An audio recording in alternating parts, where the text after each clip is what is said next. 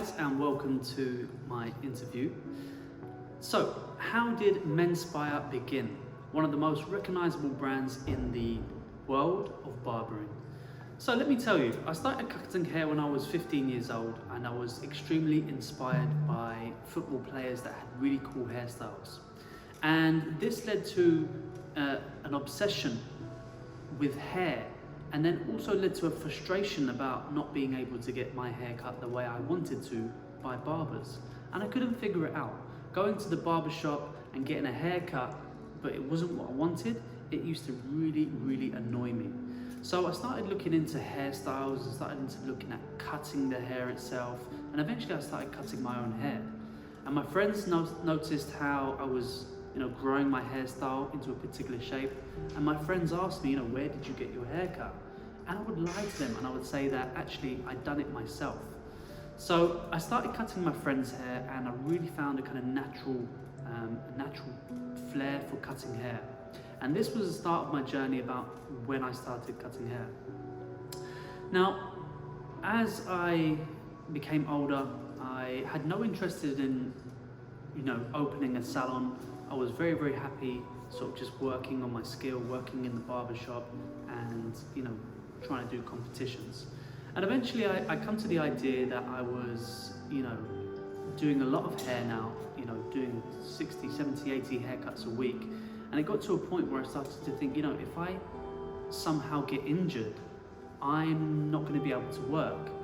Now, my thought process was, well, if I can build a team that have the same type of vision, have the same type of beliefs, and are under the same culture, then I can potentially pass my clients on, but still earn a living being able to do what I love.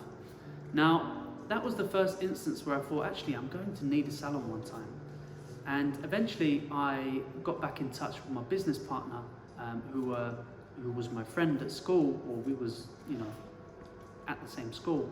And eventually we decided that, one day we're going to open up a salon, and it's going to have a high-end feeling, a 5-star feeling, and something niche and brand new to the market. Because 7 years ago, there wasn't such thing as a barbershop with appointments and refreshments and high fashion haircuts. It was just more short back and sides, cheap haircuts, in and out. So what we wanted to do is we wanted to change the paradigm for men to feel comfortable stepping into an environment where they could be treated and pampered in a way that makes them feel and look fantastic. So eventually in 2014, we opened up our very first salon in St. Albans in our hometown. It was a small shop, it wasn't very big, and there was just three of us or four of us at the time when we started. Now, within 18 months, we grew tremendously. Our social media started to reflect what we were doing with our haircuts. Consumers and barbers were starting to pay attention to us. Now, with so many clients within 18 months, we had to make a decision because we wanted to grow our team, but we couldn't stay in the same position because it was just too small.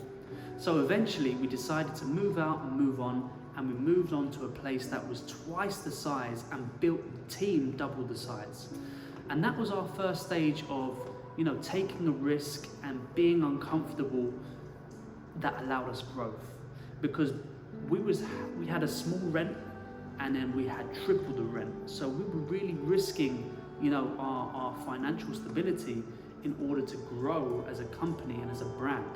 So eventually after that, we had our very first member to take our brand across seas to Ireland, Dublin, and his name was Glenn McGoldrick.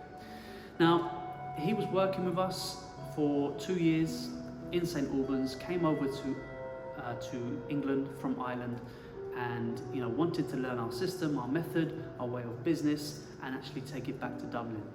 So from there, Glenn started working on the MENSPIRE in Ireland, which was our second salon in partnership.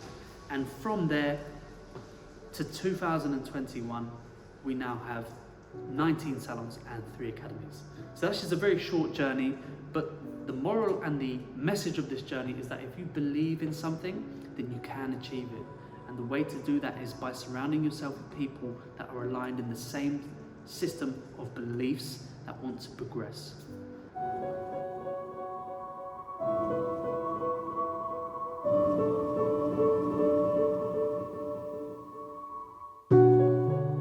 Okay, what gives Josh Lamonaca the energy to act and what drives him? Great question, and it's a question that I get asked all the time when I go around the world. And there's two primary things that really give me the energy to act and that drive me. And the first one is passion. Now, it doesn't matter how tired you get, we all get tired, it's part of human nature. But when you're passionate about something, it really fuels you with motivation, and it almost becomes like therapy. You know, you could be in certain situations, but when you're passionate about something, it gives you a sense of wholeness and fulfillment. And you know, what drives me is the ability to pass that passion on, because for me the whole meaning of passion means pass it on. And if you can pass it on, and it means that you'll help other people become inspired. And if they become inspired like you do, then they also get the fulfillment that you do. And you know, we live and work in a society that is built on such a fast-paced, day in, day out routine, that ultimately when you're passionate about something, it replaces that routine because you're just enjoying it. And you know, ultimately that drives me on a day-to-day basis to be able to, you know, think and pass that on to people. You know, ultimately all of this knowledge is not mine. It's not what I've attained, and everything that I release is, you know, almost like a word of God and God's message. And I sincerely believe that, you know, everyone has their own purpose in this world, and you know, my purpose for me is to spread that message that we have been gifted, we have been blessed, and we have been favored and chosen to be able to, you know, work with something that really defaults our benevolence to God himself, and to pass that on through our hands from our heart. So that's what drives me every day.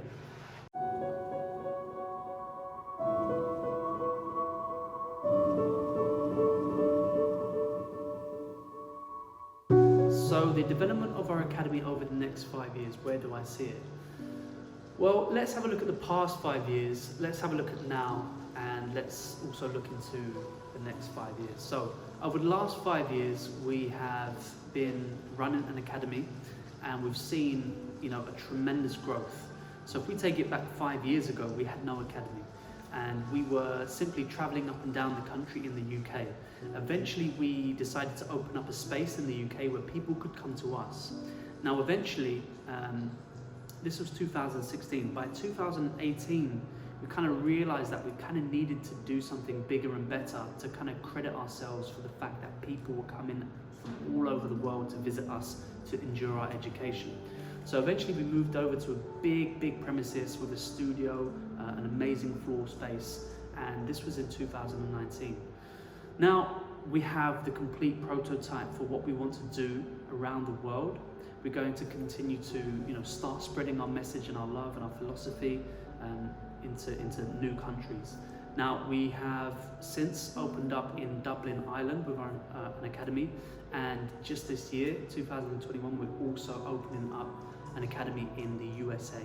So over the next 5 years, you can expect us to start to explore the world and expand ourselves and really start to hone in on the message that we want to portray in the men's hairdressing industry. So we hope to see you guys in Poland soon.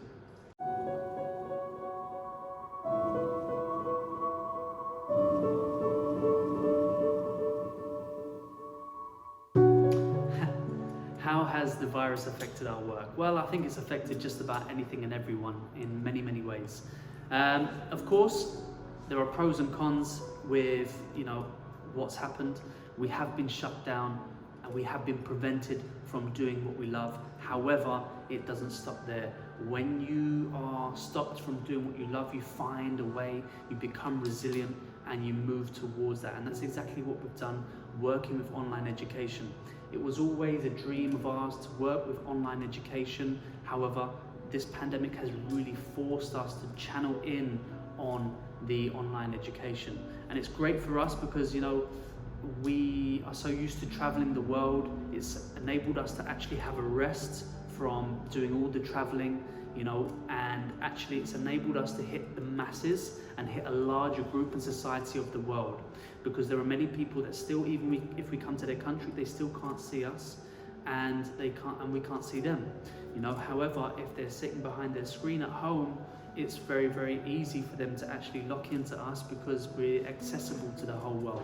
So in this scenario, we're very grateful for what's happened, and we take the positives with it.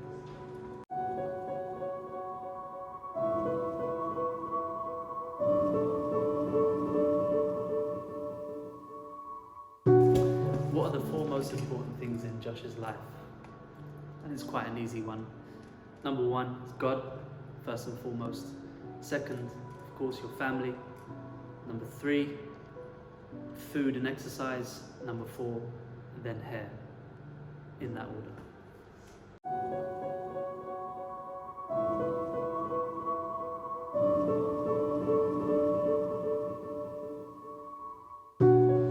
What is my biggest dream?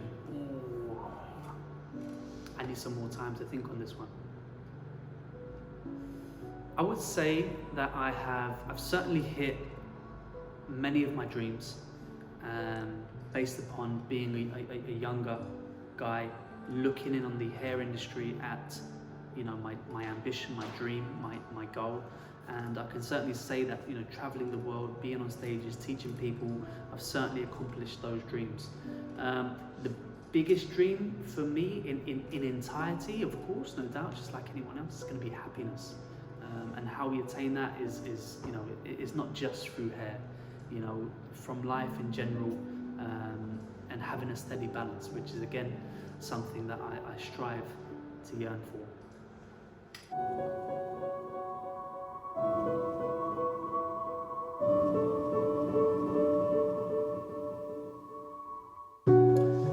Which country did I work best in? I know you travel a lot. Okay. So I've traveled around the world in many places. I've got favorite things for different countries. I had, you know, one of the most incredible experiences in Brazil, as I stood in the largest audience. In fact, that's not true. I went to South Korea. That was the largest audience of around 3,000 people.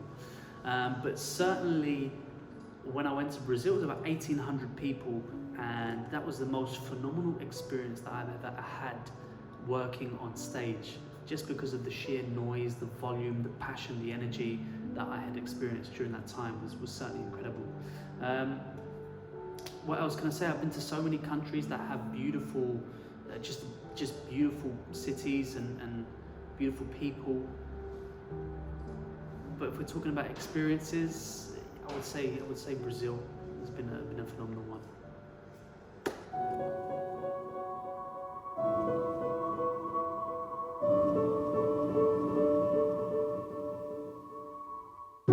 What three things would I take home from Poland?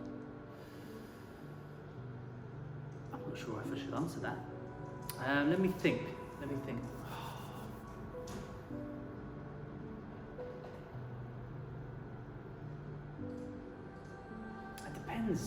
It depends.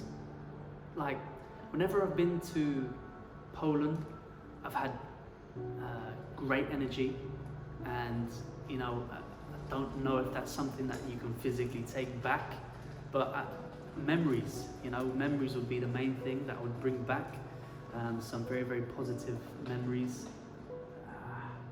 That's a tough one, you know. That's a tough one. I'll have to come back to think about it, see what I can bring back. We'll come back to that. I'll see you soon. Hope you've enjoyed my interview, and you know, Poland, I'm going to see you soon.